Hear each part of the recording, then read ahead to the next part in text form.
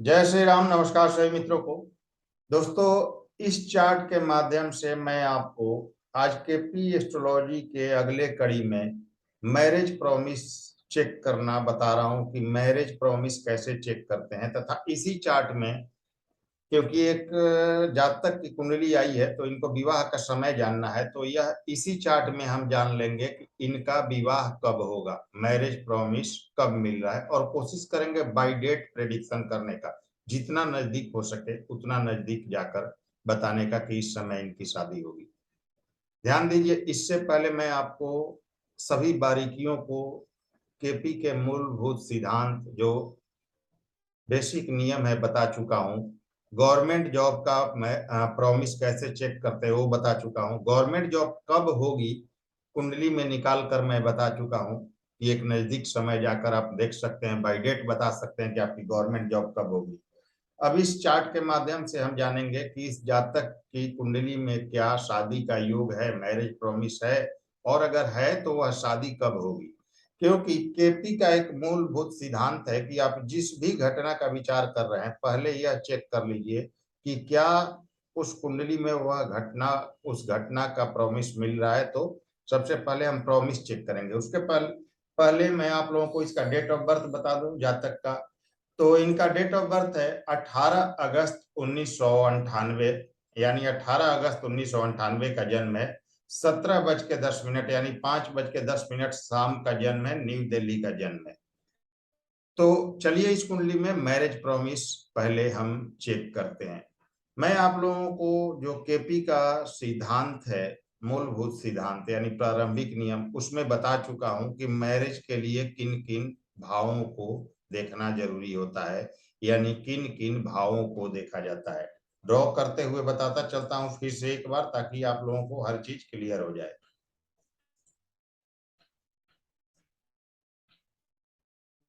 देखिए, जो विवाह का मुख्य भाव है आप सभी जानते हैं, यह सातवां भाव विवाह का मुख्य भाव होता है। ठीक है, तो सातवां भाव मुख्य भाव होगा और दूसरा तथा 11वां भाव सपोर्टिंग भाव होगा विवाह के लिए। हमें क्या देखना है मैरिज प्रॉमिस के लिए कि सेवेंथ कस्पल सब लॉर्ड, यानी कि सातवें भाव का उप नक्षत्र स्वामी कौन है और वह किसके नक्षत्र में है। आई रिपीट, सातवें भाव का उप नक्षत्र स्वामी सेवेंथ कस्पल सब लॉर्ड कौन है और वह किसके नक्षत्र में है। तो सेवेंथ कस्पल सब लॉर्ड जब अपने नक्षत्र स्वामी के जरिए जुड़कर 2 7 11 इन भावों को सिग्निफाई करे, इन भावों का सिग्निफिकेटर बने, तो 100% हमें मैरिज प्रॉमिस ओके मिलता है। या आपके सातवें भाव का उप नक्षत्र स्वामी स्वयं ही सात आपके 7 भाव का सिग्निफिकेटर बन जाए जो विवाह का भाव है, तो हमारा मैरिज प्रॉमिस उसी समय ओके हो जाएगा। तो इस कुंडली में हमें क्या देखना है, सेवेंथ कस्पर सब लॉर्ड कौन है। तो यहाँ पर हम आ जाएंगे भाव स्पष्ट में, और यहाँ पर देखेंगे, देखिए यहाँ पर 1 2 3 4 5 6 7, यहाँ 7 के सामने देखिए, और सेवेंथ कस्पर सब लॉर्ड जो है वहां, यहाँ देखिए सब लॉर्ड यहाँ लिखा हुआ है, तो इसके सामने आ जाइए। तो देखिए 7 के सामने और नक्षत्र सब लॉर्ड के नीचे जब आप आएंगे तो यहाँ पर आप देख सकते हैं मार्स है, यानी कि आपके 7वें भाव का उप नक्षत्र स्वामी जो ग्रह बनता है वह मंगल बनता है, यानी सेवेंथ कस्पल सब लॉर्ड मंगल है। अब हमें यह देखना है कि मंगल किसके नक्षत्र में है। तो यहाँ पर प्लेनेटरी पोजीशन में आ जाइए और देखिए कि मार्स किसके नक्षत्र में। तो देखिए यहाँ मार्स लिखा हुआ है और इनके नक्षत्र लॉर्ड जो हैं वह शनि बनते हैं। देखिए नक्षत्र लॉर्ड के नीचे और मार्स के सामने आइएगा तो सैटर्न यहाँ लिखा हुआ है, यानी कि शनि इनके नक्षत्र लॉर्ड मंगल के बनते हैं और सेवेंथ कस्पर सब लॉर्ड स्वयं मंगल बनते हैं। ठीक है, तो अब हमें यहाँ पर ग्रह सिग्निफिकेटर में आ जाना है और देखना है कि क्या मंगल और शनि मिलकर विवाह का भाव 2 7 11 या मुख्य भाव 7 दे रहे हैं। तो मंगल को जब हम यहाँ देखेंगे तो देखिए मंगल में 1 2 3 4 7 11, यानी कि 2 भी है, 7 भी है और 11 भी है। ठीक है, हमारा सेवेंथ कस्पर सब लॉर्ड 7वें भाव का उप नक्षत्र स्वामी 2 7 11 दे रहा है और इनके नक्षत्र स्वामी शनि है, वह स्वयं 1 और 2 दे रहे हैं, तो 2 भाव भी सपोर्टिंग भाव है विवाह का। तो इसका मतलब है कि हमारा जो 7th कस्पर्ट सब लॉर्ड है वही सभी भाव दे दे रहा है यहाँ पर। 2 7 11, सिर्फ 7 भी दे देता तो 100% मैरिज प्रॉमिस ओके माना जाता। तो हम कह सकते हैं कि इस कुंडली में मैरिज प्रॉमिस है, 100% शादी होगी, शादी होने का प्रबल योग बना हुआ है इस कुंडली में। अब यह शादी मित्रों कब होगी वह जानना है हमें, तो उसके लिए क्या करना होगा, आ जाइए देखते हैं। चलिए इसको मैं मिटाता हूं और फिर से मैं आप लोगों को बताता हूं कि कैसे देखना है। तो जब आप यह चार्ट बनाएंगे तो अभी देखिए गुरु की दशा 2016 में इनकी समाप्त हो चुकी है और तत्काल रूप से अभी शनि की दशा चल रही है और शनि की यह दशा 2035 तक चलेगी, ठीक है। तो क्या शनि की दशा में शादी हो सकती है, तो हम यह देख सबसे पहले चेक करेंगे कि जो दशा चल रही है शनि की, क्या उसमें इनकी शादी हो सकती है। तो शनि देखिए, सबसे पहले शनि को देखेंगे और साथ में उनके नक्षत्र स्वामी को देखेंगे। तो शनि देखिए किसके नक्षत्र में है, तो शनि जो है वह केतु के नक्षत्र में है, नक्षत्र लॉर्ड के नीचे और शनि के सामने देखेंगे तो केतु आ रहा है। तो हमें शनि और केतु को चेक करना होगा कि क्या यह विवाह का भाव दे रहे हैं, क्योंकि दशा चल रही है शनि की। तो 2 सेकंड भाव का सिग्निफिकेटर है शनि, यानी कि सहायक भाव जो विवाह का है वह शनि में मिल रहा है। केतु में देखिए 7 मिल रहा है, तो यानी कि जिसकी दशा चल रही है शनि और उनके नक्षत्र स्वामी केतु दोनों मिलकर 2 और 7 दे रहे हैं। अतः इस दशा में हमें विवाह का मुख्य भाव 7 शनि के नक्षत्र स्वामी के द्वारा और शनि के द्वारा 2 मिल रहा है। अतः इस दशा में 100% शादी होने का योग बन रहा है, क्योंकि दशा स्वामी अपने नक्षत्र स्वामी के जरिए शादी का भाव दे रहा है। अब यह तो पता चला कि दोस्तों 2035 तक शादी होने का योग चलेगा, 2035 तक शनि की दशा चलेगी, इसमें शादी हो जाएगी। लेकिन 2035 तो एक लंबा पीरियड होता है। तो अब क्या करेंगे, हम अंतरदशा पर जाएंगे, ठीक है। अंतरदशा को डायरेक्ट देखिए यहाँ पर। तो अंतरदशा देखिएगा तो अगस्त 2023 के बाद शुक्र की अंतरदशा चलेगी, अगस्त 2023 के बाद शुक्र की अंतरदशा चलेगी। और शुक्र देखिए क्या भाव दे रहे हैं शादी का, तो देखिए यहाँ पर 2 भी दे रहे हैं और 7 भी दे रहे हैं। तो शुक्र स्वयं 7 और 2 दे रहे हैं। इनके नक्षत्र स्वामी को भी देख लीजिए, हालांकि जरूरत नहीं है क्योंकि शुक्र ही स्वयं भाव दे रहे हैं, तो जरूरत ही नहीं है। इनके नक्षत्र स्वामी शुक्र के शनि बनते हैं जो स्वयं 2 दे रहे हैं।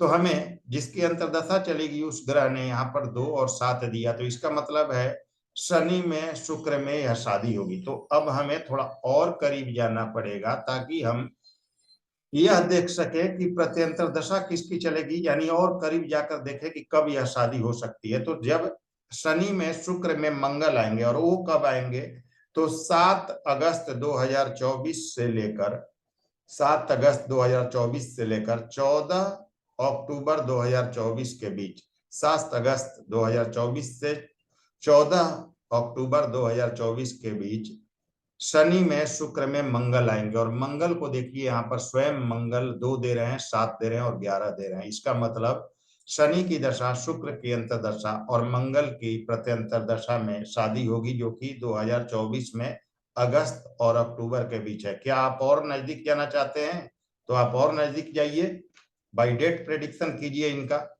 और क्लियर कर लीजिए आप। अब देखिए कि इसमें हमने महादशा देखा, हमने अंतरदशा देखा, हमने प्रत्यंतर दशा देखा। अब हम सूक्ष्म दशा भी देखेंगे, ठीक है, क्योंकि हमें तो भाई और नजदीक जाना है। तो देखिए सूक्ष्म दशा को देखिए आप लोग।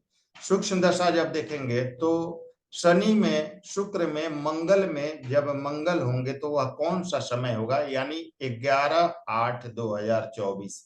ध्यान दीजिए 11/8/2024 में तक चलेगी इनकी शनि में, शुक्र में मंगल की प्रत्यंतर दशा और मंगल की ही सूक्ष्म दशा चलेगी। तो इसका मतलब है कि 7/8/2024 से, यानी कि जब शनि में शुक्र में मंगल होंगे, वहां से लेकर 11/8/2024 यानी कि इन 4 दिनों में जब शनि में, शुक्र में, मंगल में मंगल होंगे तो इन 4 दिनों में इनके शादी का योग बनता है। उस हिसाब से आप देख सकते हैं कि किसी भी जातक की कुंडली में शादी का योग कब बनेगा।